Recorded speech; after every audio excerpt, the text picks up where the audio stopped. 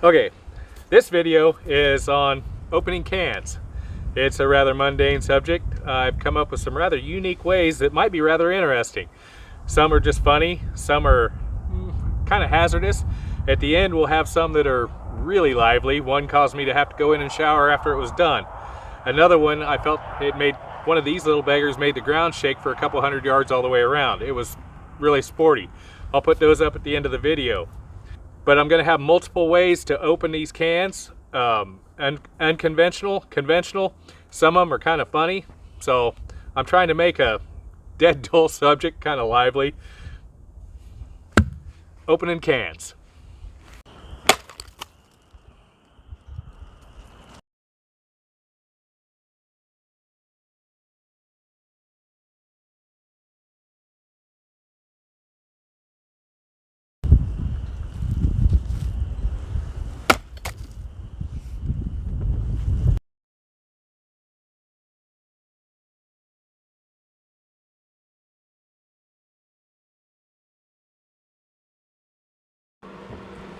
The venerable P38 Can Opener. It was included with the sea rations for the United States military. Many survivalists and preppers and things have taken to using it, a lot of them being ex-military, and are used to it. These will open virtually any can out there along this line that has the lip and the opening. Sometimes it takes pretty good hand strength depending on the can, but once you figure the trick out, it's pretty easy. You've got the lip of the can. You hook the little point underneath it. After you open the tab up, you put the sharp point of the tab on the inside of the can, such as that. And then just proceed to twist. And you can run around the can pretty quick.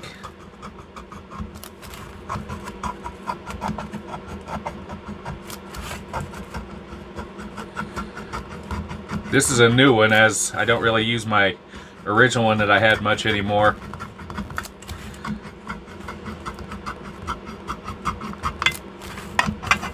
But you can get into a can faster than what most people think. The great big number 10 cans kind of suck with these, but they will open them as I've done it. There we go. That's the P38, and they have a bigger one that's a P51 that is much easier to use, especially if your hands are larger or not as strong. You can get more torque, but there it is. Okay, this is my knife from Dwarf Mountain, and this is I usually tell people not to really do this because it can be kind of dangerous.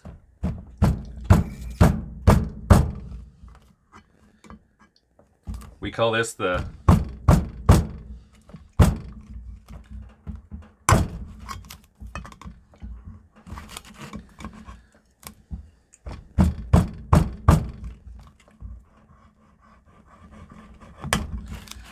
what I do on these is I pop them in, pop the tip in, work the knife back and forth till you're cut forward. There's a lot less chance of stabbing the shit out of yourself this way. Otherwise, you can very easily drive this into what you don't want to. This isn't really a recommended way to open a can. It does work. I've seen a lot of guys do this trying to impress their girlfriend and everything like that. But if you got the type of girl that impresses her, you might regret that later in life. As you come around, you're taking the top out of the can so it becomes a little more unstable.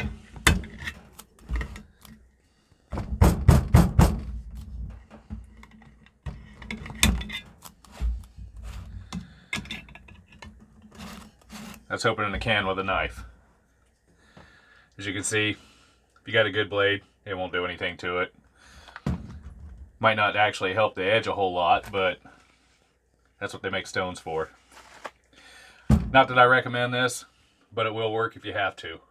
This is a can opener on my Trekker knife. It's the same, virtually the same one that's on the Swiss Army knife and several other things along that line.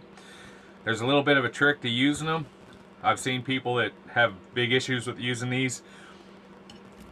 This hook here goes under the rim of the can. The blade goes inside the can, up against the edge. And once you get it hooked in, if you roll the knife back just a little bit and pull up, it locks it into the can, and just move it forward at a little bit of a progression each time, and just rock that curved cutting edge down through the can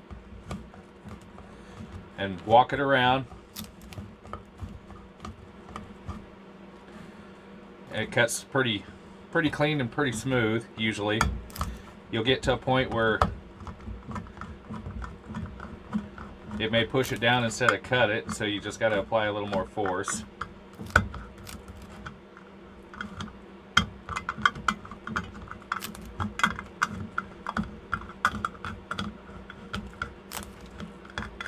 But if you hold the knife at not quite a 45-degree angle, it cuts through the can a lot easier, and it doesn't want to slide off. Like if you try to cut like this, it'll cause all kinds of grief. It'll work, but rolling it out's just a lot easier. Then you can cut the can lid completely off. This is your standard can opener. This is a cheap one that I got from the Dollar General, but it does tend to work. Now, most of the time that I've ever seen this used was like this. You've got the little gear drive that fits up under the rim, and then the cutting wheel that goes down through the top. Squeeze the handles together, and then spin it around the can. Okay, this being a cheap one, it doesn't really want to play.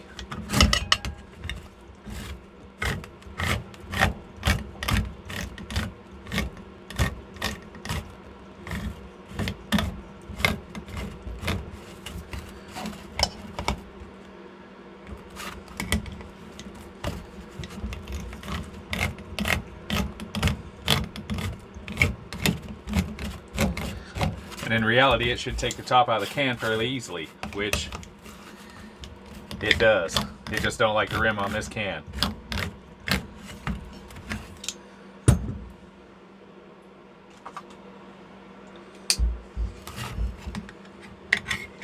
And you pop it up, and your can's open. The other method that I learned, which I didn't know this until recently, which is kind of sad to say, is, I don't know if it's true or not, but they say that these are made to use like this. And you just fit it in that way. It grabs on the inside, you squeeze it, and you cut the top out of the can. Now, having done this a couple times, I can see the benefits of this, especially on the dog food cans or stuff like that you're feeding your dog.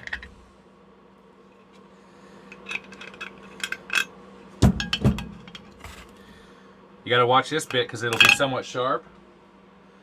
But unlike that, this is using the other method. You have this lip in here, which if you have a solid matter in here, like dog food or something along that line, pumpkin in cans for pumpkin pie, it's a really pain in the butt to get it out. This way you could turn it over and it'll slide right out because there is absolutely nothing, and it's smooth coming out.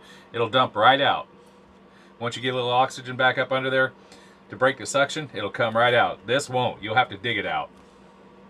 Something I'd learned that I didn't really know, that I probably should have, but it's kind of cool.